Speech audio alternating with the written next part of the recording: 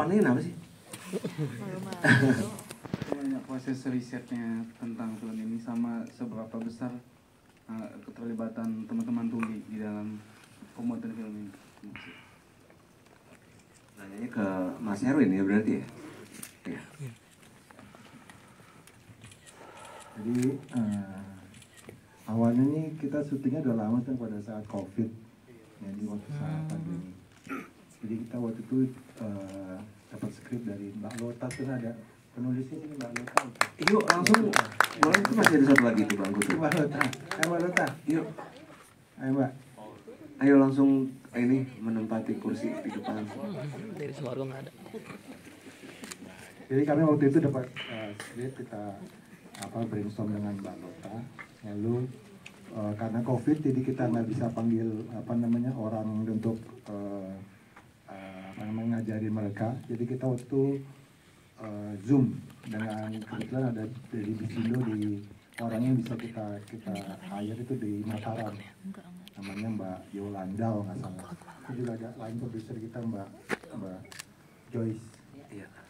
Lalu kita reading ya, kira-kira hampir sebulan. Lalu pas saat di Solo, kita ada pendampingnya dari teman tuli Solo yang pada saat syuting kita didampingi dia. Namanya Bima, ya namanya Bima. Jadi pada saat syuting kita didampingi dia. Jadi apapun yang sebelum kita shoot, mereka latihan dulu nih. Dia khususnya Clara sama Denny Sumargo latihan. Lalu pas saat syuting baru kita latihan. Terus tanya juga sama dia, oke nggak? Oke. Kayak gitu kira-kira proses syuting kita waktu itu. Cukup berapa lama kamu latihan? 4 tahun enggak? Kayaknya sih 4 tahun ya, cuman kayak waktunya waktu itu lumayan singkat. Sekitar 2 minggu, seminggu kayaknya buat belajar itu semua. Tapi waktu itu sempat ini juga video call sama si Surya saya tapi buat nanya-nanya juga. Terus ya beruntungnya sih waktu itu ditemenin sama si Bima itu di sebelah monitor yang benar-benar dia mantau gitu, kalau tiba-tiba ada bahasa isyarat yang salah dia pasti akan nyamperin untuk ngasih tahu. Jadi ya kayak gitu. Jadi waktu itu kita juga rencana pengen nama Surya juga, tapi Surya kan jauh tuh waktu itu lagi di Atlanta bagaimana itu ya, dari Amerika. Jadi kita cari sendiri, dia dapat ya Yolanda itu. Tapi pas saat di Solo kita dapat teman tuli Solo yang bantu kita. Seperti itu. Syutingnya semuanya di sana, di Solo ya, semuanya. Oke, terjawab Phil.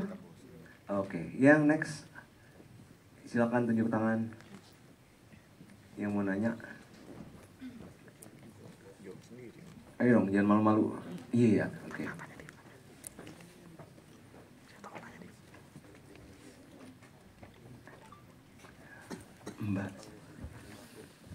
Mbak Joyce boleh gabung yuk. Silakan ke depan.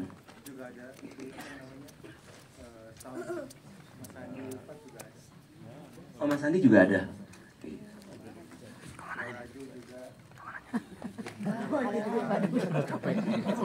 Capek. Ada berapa lagi nih?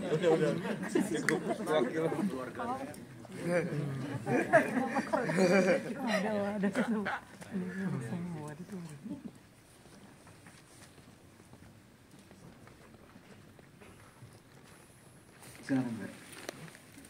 Iya, silakan yang nanya. Halo, selamat malam semuanya. Nama saya Desi. Pertanyaan saya, ini panjang film lumayan overthinking ya. Mikir akhirnya. Yang mau saya tanya, kenapa nggak dibikin happy ending? Itu aja. Terima kasih. Yang mau jawab boleh Mas Erwin, boleh penulis skripnya Mbak Lota. Karena skripnya kan datangnya dari Mbak Lota ya, gitu, idenya ya. Terima kasih untuk pertanyaannya. Cuman langsung aja ya. Sebenarnya ide dasar ini sih cuman kasih sayang orang tua ke cucunya. Tapi setelah kami mengobrol dari nulis skrip satu dulu, pertama dulu draft satu dulu, terus Mas Herwin punya ide, kayaknya enaknya diginiin deh, iniin gitu. Sampai pada akhirnya kita menemukan kenapa enggak bisu tuli gitu ya Mas ya, sampai pada titik itu. kenapa gitu kan. Terus kita jarang mengangkat cerita tentang bisu tuli. Kita biasanya mengangkat cerita tentang orang yang normal-normal aja gitu kan. Nah, terus kita tulis skrip lagi, beda lagi. Jangan happy ending, terlalu biasa gitu. Akhirnya saya sendiri juga sedih, kenapa harus mati ya mas? Mas beneran harus mati mas? Beneran mati dah. Ya nggak apa-apa, kita harus bahwa nggak semua cerita itu indah, nggak harus cerita itu menyenangkan. Kadang ada cerita yang sedih dan itu bisa jadi seperti bahan pemikiran kita ya, bahwa nggak semua hal yang ada di dunia ini tuh bagus-bagus semua gitu ya mas ya. Mungkin ini untuk direnungkan saja sih gitu, kira-kira begitu ya. Oke Mas Handi, kayaknya ada ya. Silakan. Jadi kayaknya Diisi aja menurut saya itu kursinya, ada Mas. dua gitu. Kayak misalnya Kru ini yang kalau saya datang. sebutnya memang film gitu. Kalau movie biasanya Silakan. kita cerita itu untuk penonton, jadi penonton dengan gampang misalnya apa yang ada di layar. Kalau film ini Mari, Mas. filmmaker sama penonton itu kayak separuh-separuh gitu, jadi kayak memang lebih ada personalnya, ada yang lebih ke entertainnya gitu. Jadi memang tadinya memang saya mau buat ini untuk film, jadi memang Penuhin aja kursinya. memang gaya-gaya festival lah. Cukup. Ya tadi Mbak Leto tadi bilang kalau happy ending agak biasa gitu. Memang overthinking sih, tapi memang ya. Tapi kan dapat akhirnya endingnya berarti kan memang tersampaikan apa yang akan disampaikan gitu ya Mbak. Terima kasih. Oke, pertanyaan selanjutnya. Oke, Ami silakan. Selamat malam semuanya. Penasaran aja akan ditayangkan reguler nggak nanti setelah DWC ini, atau di film, atau apakah akan di bioskop gitu? Saya telepon Erika dulu ya. Kali aja box office lagi. Insya Allah.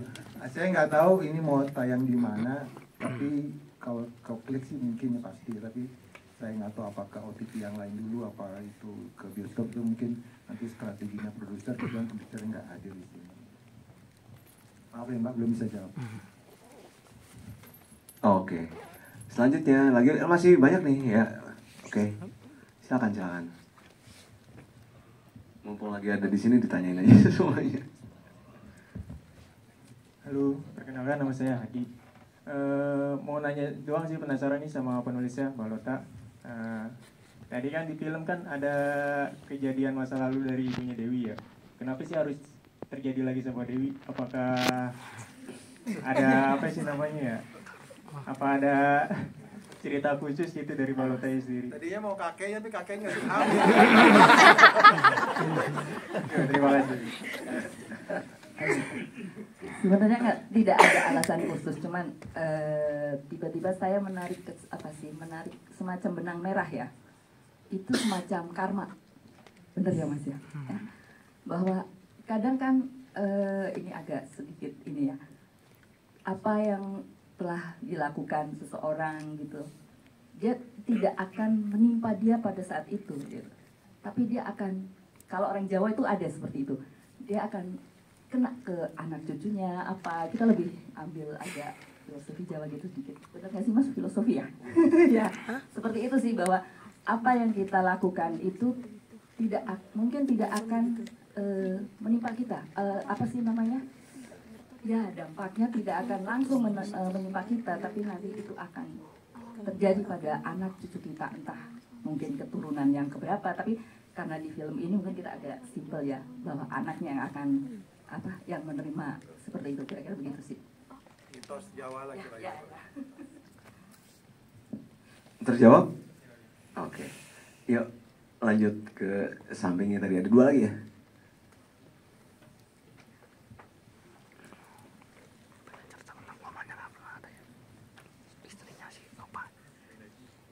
Baik, cek, terima kasih atas kesempatannya.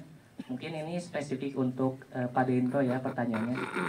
Ini kan Pak Dendro dikenal sebagai legenda komedi gitu. Jadi setiap film yang Pak Indro mainkan kan mungkin hampir semuanya komedi, tapi di film ini kan apa ya, komedinya sedikit atau bahkan bilang ini bukan film komedi gitu. Nah, bagaimana Pak Indro memainkan peran ini dengan dengan peran sebelumnya yang 180 derajat berbeda gitu. Dan penasaran juga untuk Mas Erwin, cara mentreatment Pak Indro untuk memainkan peran ini seperti apa? Gitu. Terima kasih.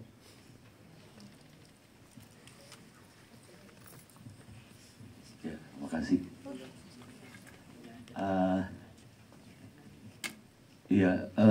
Mungkin saya harus cerita sedikit mengenai latar belakang saya ya. Saya di Warkop yang kemudian jadi komedian kayak gitu. Tetapi kebetulan kami itu selalu belajar.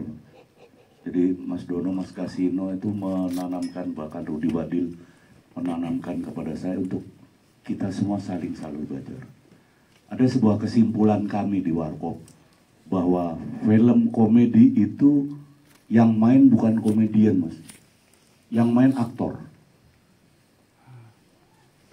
Jadi sebuah film, kita berbicara film.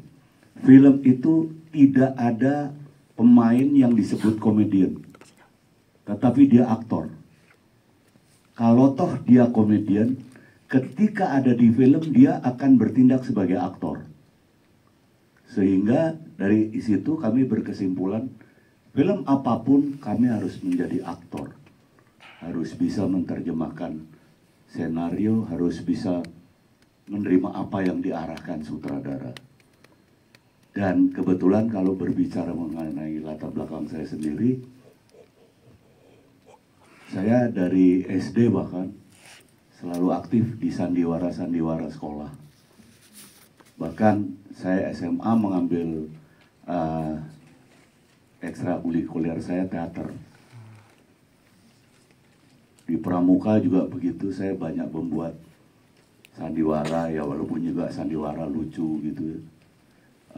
Karena saya juga pramuka dari kecil sampai dewasa, bahkan sampai umur yang harus saya masuk penegak, tapi saya nggak masuk penegak karena saya beranggapan bahwa pramuka atau scout itu penggalang kayak gitu.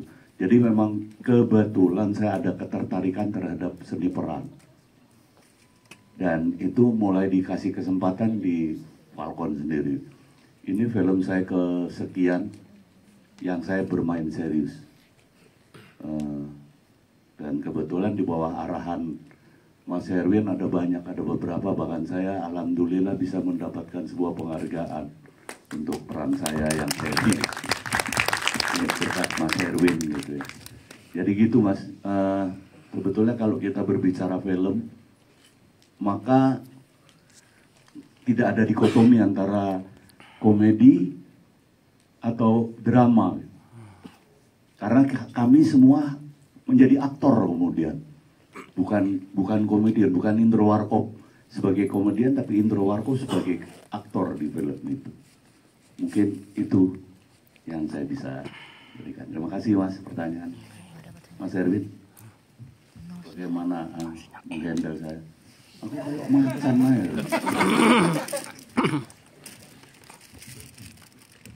Jadi awalnya saya siapin ember, pecut, borgol. Jadi sebetulnya saya waktu beberapa kali kan sama Om Indro itu, saya bilang saya yakin nih maksudnya Om Indro akan bisa berakting dengan bukan komedi gitu. Film yang pertama saya pegang itu adalah yang Patah Tumbuh Hilang Berganti, kalau sempat lihat itu yang Om Indro jadi Alzheimer itu, yang demensia. Nah itu pertama dengan Clara juga. Juga film penutup Jakarta World Cinema yang pertama. Lalu ya, yang 2 tahun yang lalu. 2 tahun lalu. Yang edisi pertama. Nah itu di situ. Dan film yang ini sekarang Dewi ini adalah seberangnya lokasi yang Patah Tumbuh. Jadi itu tempat kita istirahat, wardrobe. Jadi pas saya masuk situ, saya udah pikir, ini suatu hari saya mau buat film di sini. Saya tertarik sama jendela-jendelanya tadi tuh, keren kan? Nah akhirnya jadilah film Dewi ini. Kalau Om Indro sih gampang diandalnya, tadi pecut, ember sih bisa. Sedikit. Saya sih senang Om Indro bisa bermain total sih 2 film yang saya tonton. Kemarin kalau Karmak lain ya, itu lain. Oke. Iya, nonton Karmak belum? Promosi. Nambah lagi ya. Digenapin. Yuk, ada satu lagi ya? Iya. Oke, mau tanya sama Om Indro sama Kak Clara nih, feeling kalian habis memainkan karakter Om Indro menjadi Pak Bekti sama Kak Clara menjadi apa, si Dewi ini, terutama si Kak Clara yang menurutku kan itu karakter yang susah menjadi stain karakter menjadi orang tuli, itu sih yang aku ingin tahu. Terima kasih. Jadi pertanyaannya feeling Om Indro menjadi karakter Pak Bekti ini setelah menonton film ini. Iya. Mungkin sebetulnya saya kemudian menyesuaikan dengan peran Dewi ya, Clara sebagai Dewi di sini, karena seolah-olah saya bapaknya kan juga tahu bagaimana berbicara dengan Dewi yang punya handicap atau punya cacat itu ya, tidak bisa berbicara kayak gitu.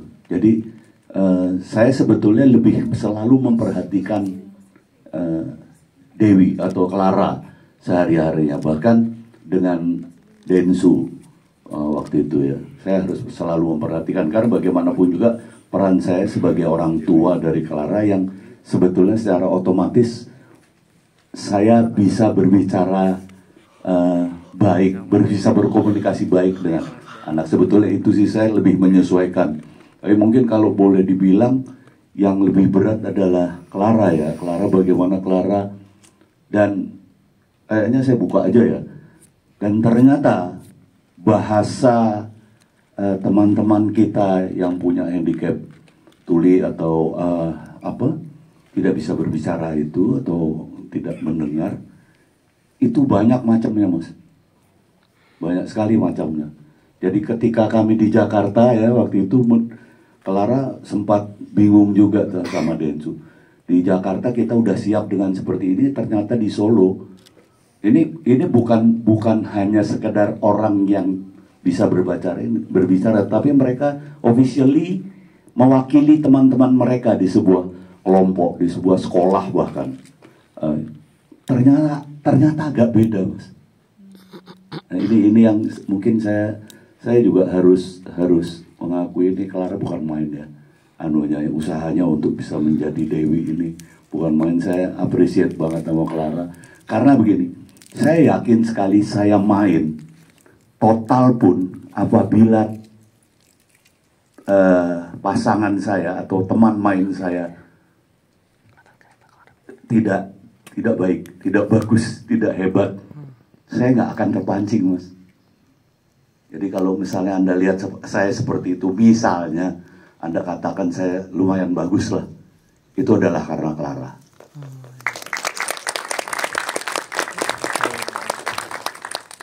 Saya pikir itu Mas. Silakan Clara. Bisa dibilang memang memainkan karakter ini karakter yang benar-benar menantang banget buat aku, bukan karena awalnya mungkin aku mikir gimana caranya bisa belajar bahasa isyarat. Ternyata pas aku mengenal dan makin mendalami, makin mengenal mereka semua gitu, yang aku rasain adalah gimana bisa merasakan emosi menjadi mereka gitu. Karena dengan ini kita ngomongin mereka cuman punya panca indera yang sangat terbatas. Kebanyakan tuh mereka cuma melihat dari visual.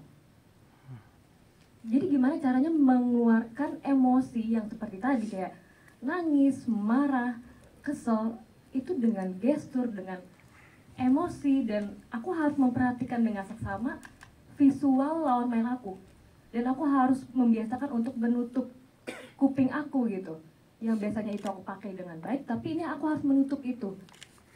Dan itu nggak mudah bener-bener gak mudah banget, apalagi dengan termasuk membaca iya, aku harus membaca mulut mereka, emosi mereka, gestur mereka, apalagi tadi pas ayah aku lagi stroke itu lebih sulit lagi untuk membacanya. Itu benar-benar aku harus bisa menempatkan gitu, gimana aku harus bisa mencerna itu semua dalam waktu yang bisa dibilang sangat singkat banget, seminggu 2 minggu itu gitu.